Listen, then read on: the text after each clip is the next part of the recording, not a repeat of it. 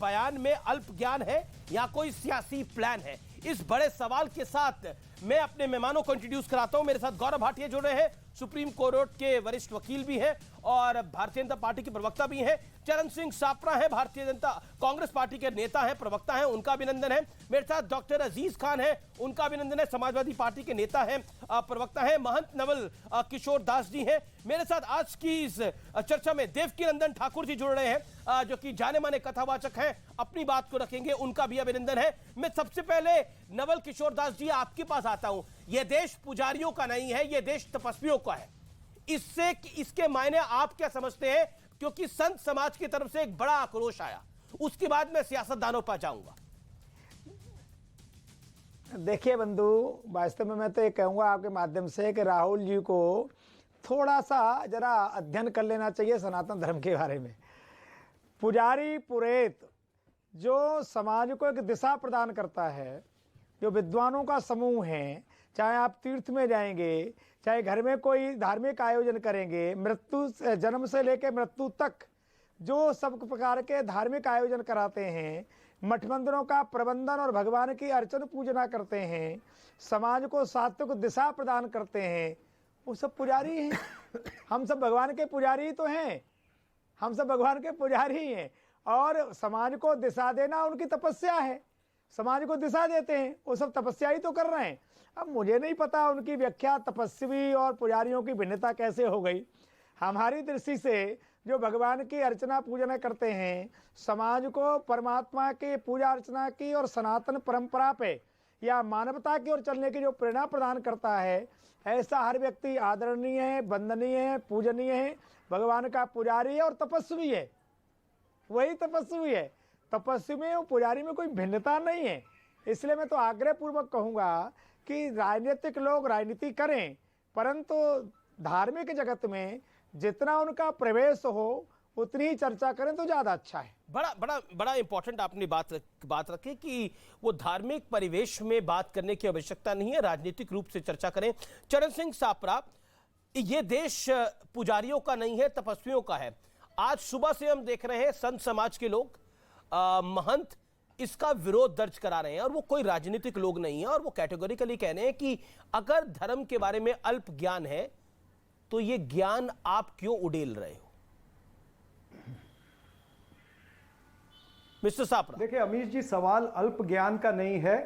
मैं जो ये एको निकलवा दीजिए। जी। जो आचार्य साहब ने, महंत साहब ने अभी जो बात कही है उससे भी मैं सहमत हूं, लेकिन मैं राहुल गांधी जी का जो परिप्रेक्ष्य था, उन्होंने पूरी प्रेस कॉन्फ्रेंस में क्या कहा, मैं वो बताना चाहूंगा कि पूरी प्रेस कॉन्फ्रेंस में जो राहुल जी बताना चाहते थे कि देश के जो प्रमुख मुद्दे हैं आज, वो महंगाई का मुद्दा, बेरोजगारी का मुद्दा, आर्थिक विषमता का मुद्दा, या फिर जिस तरह से धार्मिक उन्माद फैलता है या फिर नफरत फैल रही है देश के अंदर, विभाजनकारी राजनीति चल रही है, चीनी घुसपैठ है, इन तमाम सारे मुद्दे जो देश के प्रमुख मुद्दे हैं, इस पर भारतीय जनता पार्टी चर्चा नहीं करना चाहती है।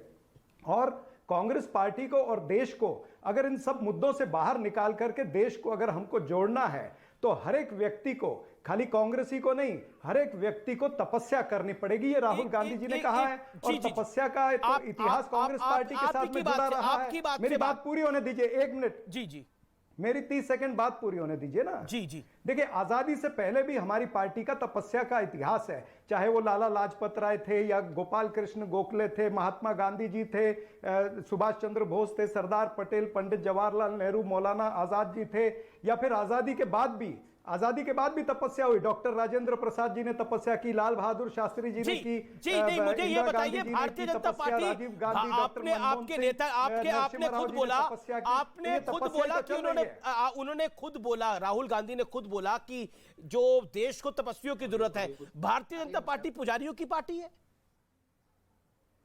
और इस देश में पुजारी नहीं है।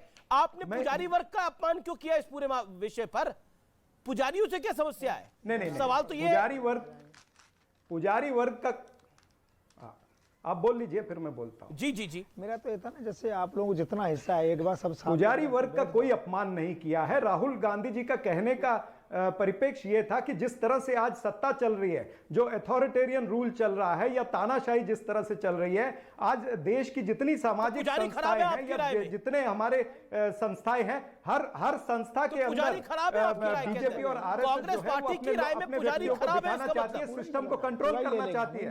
नहीं, मैं उस पुजारी पे नहीं जा रहा हूं, सुनिए मेरी बात। मैं ये कह रहा हूं कि जिस तरह से आरएसएस और भारतीय जनता पार्टी हर संवैधानिक संस्था के ऊपर अपने लोग बीजेपी पुजारियों की कैसे है? आपने बोला बीजेपी पुजारियों की है, बीजेपी पुजारियों की कैसे एस्टैब्लिश्ड इस फैक्ट? नहीं, आरएसएस न तो पुजारी बनाती है और न तपस्वी बनाती है। आरएसएस के लोग तपस्या करते हैं, समाज को जागृत करते हैं, तो ठीक। गौरव भाटिया, अब आपने अपने वक्तव्य को रखा। गौरव भाटिया चाहती है, गौरव भाटिया एक बात, मेरी एक लाइन क्लियर होने दो। कितनी क्लियर करेंगे सर? आपके नेता ने जो बोलना था वो बोल दिया, आपकी 2.5 मिनट में बात ही नहीं कर। सत्ता की पूजा, राहुल जी का कहने का मतलब यह था कि सत्ता के पुजारी हैं, सत्ता की पूजा करते हैं। अब बोलिए। ओके, गौरव भाटिया, बीजेपी सत्ता की पुजारी है, सत्ता की पूजा करती है। आप समझे जो राहुल जी ने बोला? वो तपस्वी हो गए अब। वैसे तो राहुल गांधी खुद नहीं समझे, राहुल गांधी को खुद नहीं समझ में आया उन्होंने क्या बोला। और प्रवक्ता महोदय यहाँ बैठे हैं, हम लोग तो देखते हैं हमारा लीडर बोलता है तो हम उसकी बात से आगे नहीं बोलते हैं। वो इतनी स्पष्ट भाषा बोलता है कि जनता के दिल को छू जाती है, दुश्मनों को डरा देती है। यहाँ पे कांग्रेस पार्टी के प्रवक्ताओं की हालत देखिए क्या है। वो डिकोड करते हैं कि राहुल गांधी ने क्या कहा। राहुल गांधी को खुद नहीं पता होता क्या कहा। और मैं इतना ही कहूंगा, राहुल गांधी वो 100 छेद वाला गुब्बारा है, जितनी हवा भरे यहाँ प्रवक्ता आके, ये गुब्बारा उड़ने वाला नहीं है। बहुत मन को कष्ट होता है अमीर जी जब वो कहते हैं ये देश तपस्वियों का तो है पर पुजारियों का नहीं। पुजारी है कौन? मैं कहता हूं एक साधारण सा हिंदू मंदिर जाता है तो पुजारी उसको बुलाता है, पूजा पाठ कराता है, और बदले में अगर 1 रुपए भी कोई दे दे, जो उसको भिक्षा दी जाती है वो ग्रहण कर लेता है। ये उसकी सत्यता का प्रमाण है, निष्ठा का प्रमाण है। लेकिन राहुल गांधी ये क्या जाने कि ईमानदारी क्या होती है। वो खुद भ्रष्टाचार के आरोप पे बेल पे बाहर है। अब मुझे आधे मिनट का समय दीजिएगा, मैं बड़ी बात आपके चैनल पे कह रहा हूं। अगर राहुल गांधी में इतनी हिम्मत है या उनके प्रवक्ता में, तो ये 3-4 बयान जो दिए हैं राहुल गांधी ने हिंदू धर्म के खिलाफ, हिंदुओं की भावनाएं आहत करने के खिलाफ, इसको घुमा के एक और धर्म के लिए कह दे। जैसे उन्होंने कहा हिंदू लड़के लड़कियां छेड़ने मंदिर में जाते हैं, क्या राहुल गांधी ये कह पाएंगे मुस्लिम जो हैं वो मस्जिद में नमाज पढ़ने जाएंगे लड़कियां छेड़ने? नहीं बोलेंगे। दूसरी बात, उन्होंने कहा था झारखी होली उनके नेता हटाए नहीं गई पार्टी से, हिंदू गंदा शब्द है, क्या वो कह पाएंगे मुस्लिम गंदा शब्द है? आज उन्होंने कहा ये देश पुजारियों का नहीं है। मैं पूछता हूं राहुल गांधी है कौन ये बताने वाले, ये देश किसका है किसका नहीं? क्या वो ये कह पाएंगे मौलानाओं का भारत नहीं है? अगर कह दे तो मैं मानूं। उन्होंने कहा हिंदू आतंकवाद, क्या वो कह पाएंगे इस्लामिक आतंकवाद? और मैं इतना ही कहूंगा, वो कहते हैं भगवान राम काल्पनिक है, क्या वो कह पाएंगे पैगंबर मोहम्मद काल्पनिक है?